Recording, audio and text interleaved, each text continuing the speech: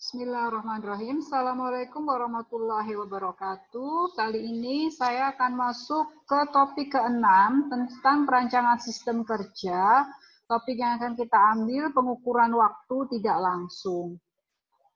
Khususnya menggunakan MTM atau Methods Time Measurement.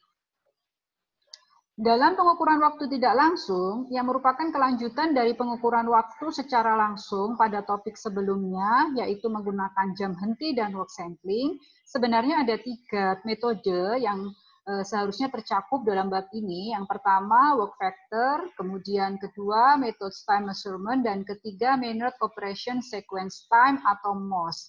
Namun, saya akan membatasi pada 2 metode saja, dan pada pertemuan ini saya akan batasi dulu pada metode time measurement atau MTM.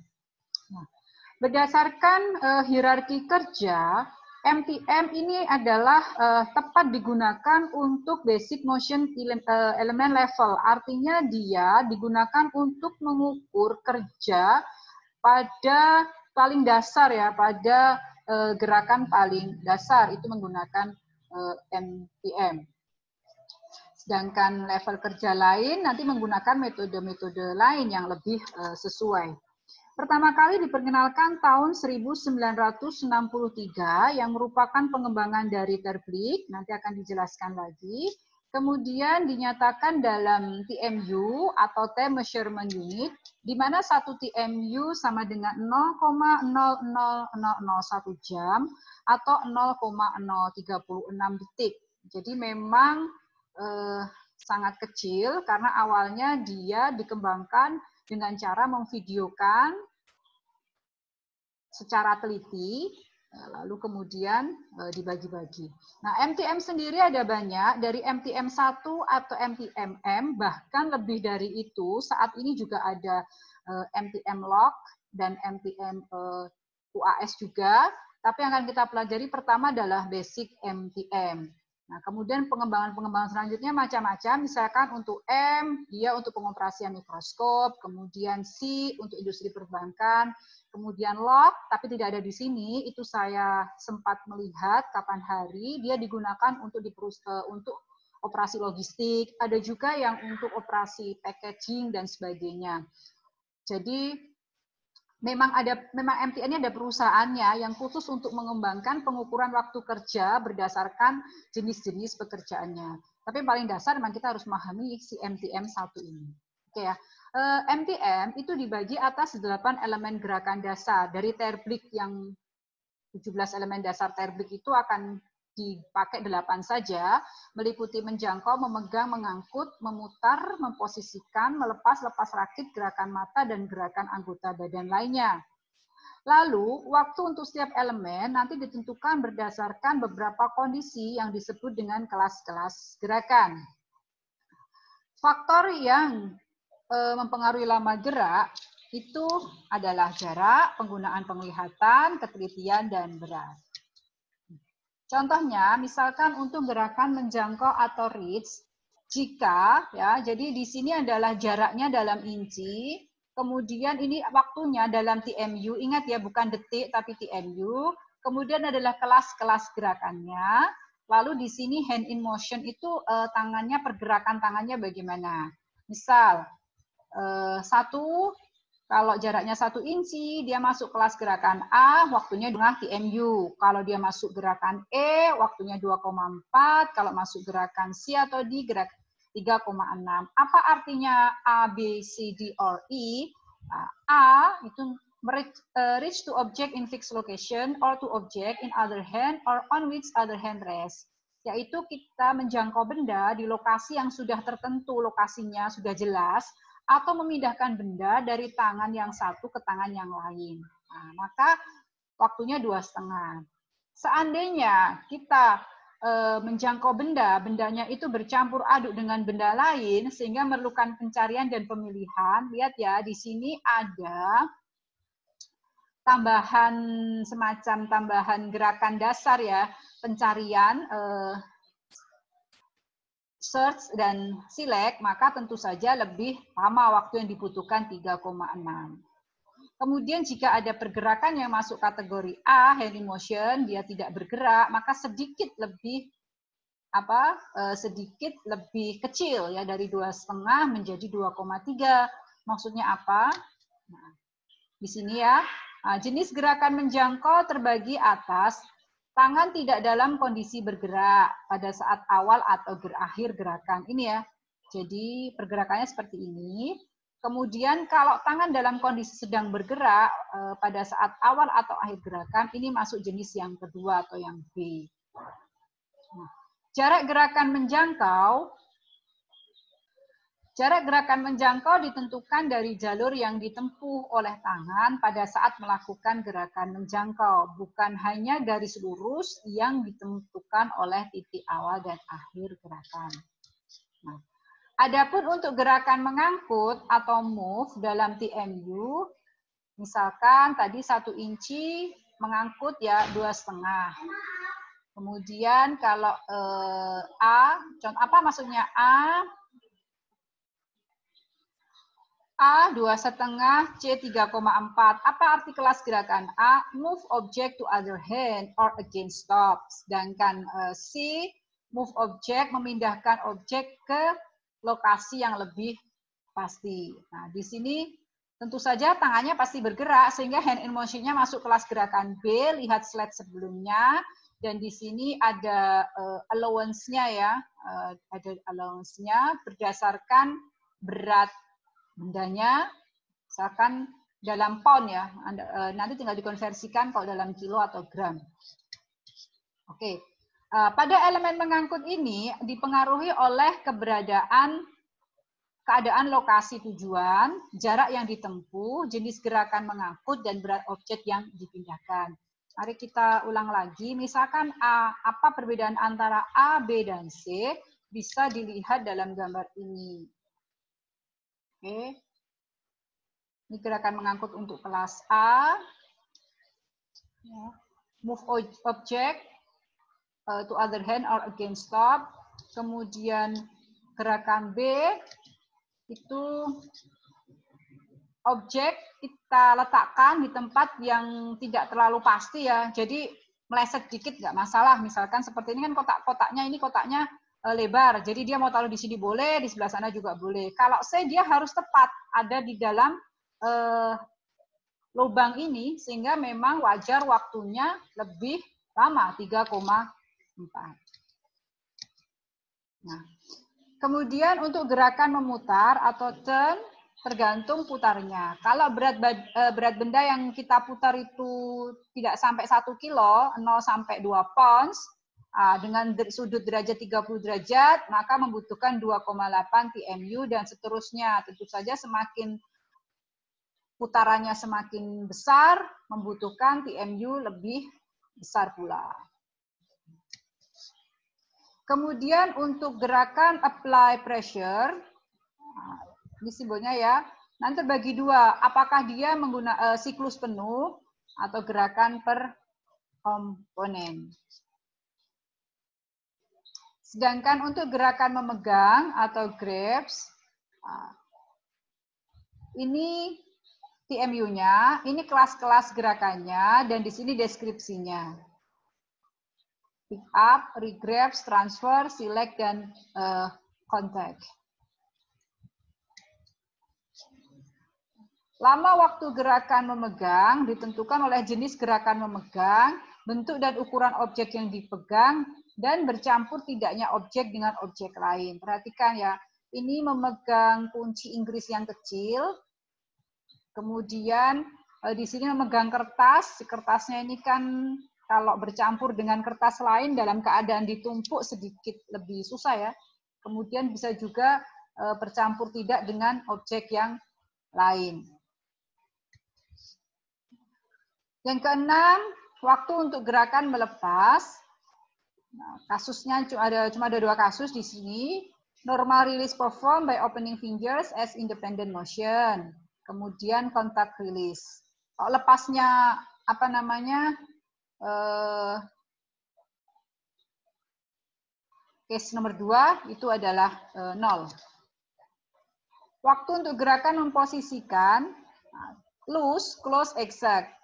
Sekedar memposisikan tanpa ada tekanan, berarti masuk kelas pertama. Jika bendanya simetris, mudah di handle, dikerjakan 5,6. Jika susah 11,2 PMU. Jadi lamanya waktu gerakan memposisikan ditentukan oleh jenis penggabungan, simetri tidak bendanya, dan kemudian objek yang dipegang. Kira-kira kalau untuk spidol gini, kita menutup spidol ini, kira-kira masuk kelas apa ini? Apakah diperlukan tekanan yang besar? Kemudian apakah simetri? Dan objeknya mudah dipegang. Yang jelas objeknya mudah dipegang. Nah, kemudian mungkin kebingungannya antara di sini ya, no pressures or light pressures. Kalau spidolnya seperti ini, kalau buat saya sih no pressures.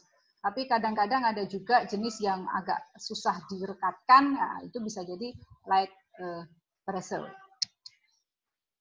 Nah, kemudian untuk melepas rakit, kita pakai kasus spidol tadi juga. Sama ya, dilepas ya. Ini contoh paling sederhananya kita lepas. Nanti ditentukan juga oleh faktor jenis gabungan objek.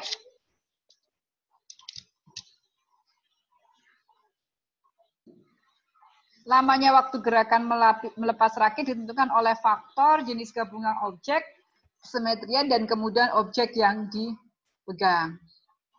Loose, close, atau tight.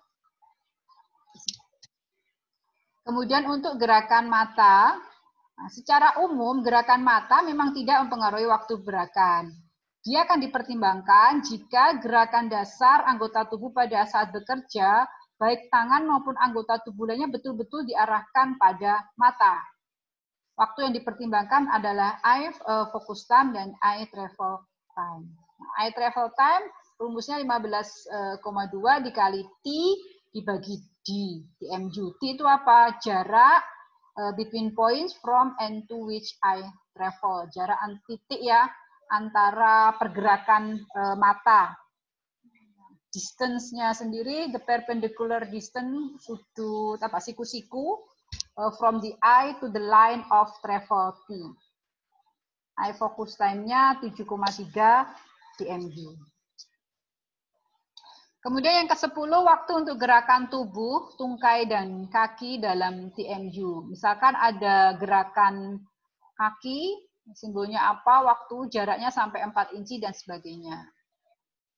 Kemudian ada perputaran tubuh, dia harus memutar untuk melakukan suatu aktivitas atau suatu elemen gerakan. Nah, maka disimbolkan dengan TBC1 atau TBC2, dengan waktu sekian, definisinya ada di sini.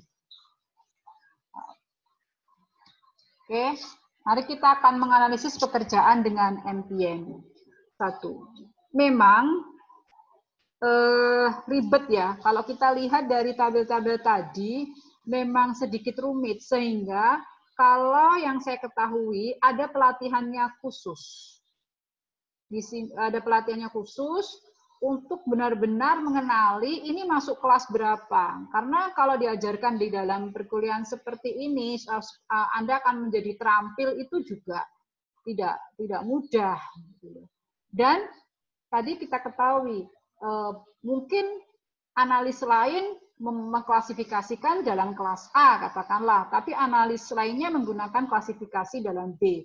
Kalau dalam pengukuran di perusahaan, itu biasanya tidak hanya satu orang yang mengukur, biasanya ada 3 orang. Kenapa 3 orang? Nanti kalau terjadi disagreement, ketidaksetujuan antara 2 orang, nah itu nanti kita akan ngecek dari orang yang ketiga, atau nanti apakah kebijakannya pengukuran orang pertama, kedua, ketiga dirata-ratakan atau bagaimana. Memang untuk pengukuran waktu kerja itu jarang dilakukan oleh satu atau satu engineer saja. Oke ya, analisis pekerjaan dengan MTM, kita kembali ke sini. Yang pertama, A, B, C. Jadi nanti dinyatakan dalam notasinya ini ya, A itu elemen gerakan dasarnya apa? Tadi apa? Misalkan R, reach, kemudian G, grabs, kemudian apa? T, turn. Lalu B adalah jaraknya dan C gelas gerakannya. Nah, waktu yang dihasilkan dari MTM adalah waktu normal. Ingat, bukan waktu siklus. Jadi di dalamnya, kalau waktu normal itu berarti sudah ditambahkan dengan rating factor, penyesuaian, ya, allowance-nya yang belum. Nanti kalau untuk menghasilkan waktu, perlu kita tambahkan kelonggaran. Oke. Reminder, kita review pada saat pengukuran waktu baku secara langsung menggunakan jam henti yang kita hasilkan adalah waktu siklus. Lalu kita tambahkan dengan penyesuaian menjadi waktu normal dan kita tambahkan dengan kelonggaran menjadi waktu baku.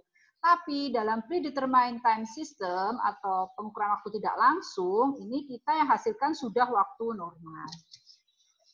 Oke, contoh cara menghitung dengan MTM1. Misalkan, menjangkau objek sejauh 10 inci kelas gerakan A, maka notasinya R reach 10 inci A gerakan A. Lihat tabel 1. Memutar objek 90 derajat beratnya lebih dari 10 pound. T, elemen gerakan dasarnya turn 90 derajat. L, kelas gerakannya. Silahkan cek tabel 3. Kemudian memberikan tekanan pada objek dan ada gerakan memegang ulang, apply pressure ya, karena ini nggak ada jarak, untuk apply pressure notasinya beda. Kita cek di tabel 4 dan seterusnya.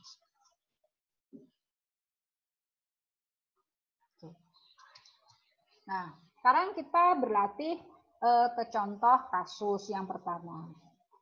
Seorang operator mesin punch press bertugas untuk memindahkan dan menyusun part-part yang sudah selesai dikerjakan oleh mesin punch press. Part ini disusun ke suatu wadah khusus dilengkapi space yang dapat menampung 12 part. Nah, jarak antara titik pengambilan di mesin punch press dengan space yang disediakan antara 8 sampai dengan 32 inci. Untuk penyederhanaan perhitungan, jarak pemindahan ditentukan berdasarkan jarak rata-rata, yaitu 24 inci. Berdasarkan ilustrasi, analisalah pekerjaan ini dan tentukan waktu untuk melaksanakan pekerjaan ini dalam TND. Berarti perlu digambar dulu, jika digambar seperti ini ya. Deskripsinya, operasinya punch press, yang menganalisis namanya siapa, kemudian yang dikerjakan tangan kanan apa, deskripsinya seperti apa, dan sebagainya. Tadi R-nya rata-ratanya kan 24 inci yang dia pindahkan. Kemudian jarak antara titik pengambilan di mesin dengan space dalam wadah 8 sampai 32 inci.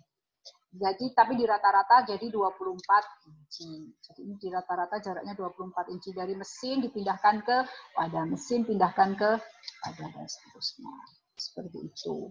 Apa pertama dia memindahkan ya R24A, kemudian memegang part, mengangkut dan merilis.